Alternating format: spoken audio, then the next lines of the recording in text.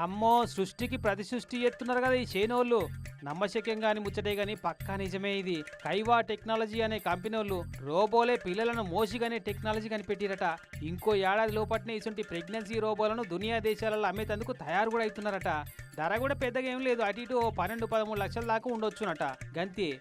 ఇంటుంటే ఇది నిజమా అనిపిస్తుందిలే. అసలు అది ఎట్లా సాధ్యమవుతుంది అనుకుంటున్నారేమో. ఎట్లా అంటే అచ్చం ఆడోళ్ళు కనుక కడుపుతోనుంటే ఎంత సైజు పొట్ట పెరుగుతుందో అంత సైజు పెరిగేటట్టు ఒక ఆర్టిఫిషియల్ గర్భాశయాన్ని తయారు చేసి రోబోలకు సెట్ చేస్తారట.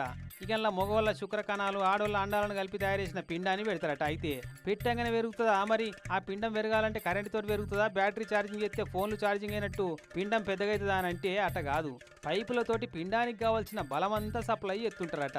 విటమిన్లు, మినరల్స్, ప్రోటీన్లు ఇట్లా ఎప్పుడెంత అక్కర పడుతుందో అంతా సప్లై ఎత్తారట. ఎప్పటికప్పుడు పిండానికి ఏమేమి అక్కర పడుతుందో చూస్తందుకు టెక్నాలజీని వాడతారట. ఇక అట్లా పూర్తిగా రోబో కడుపులో పెరిగి నెలలు నిండినాక కానుపు ఎత్తారట.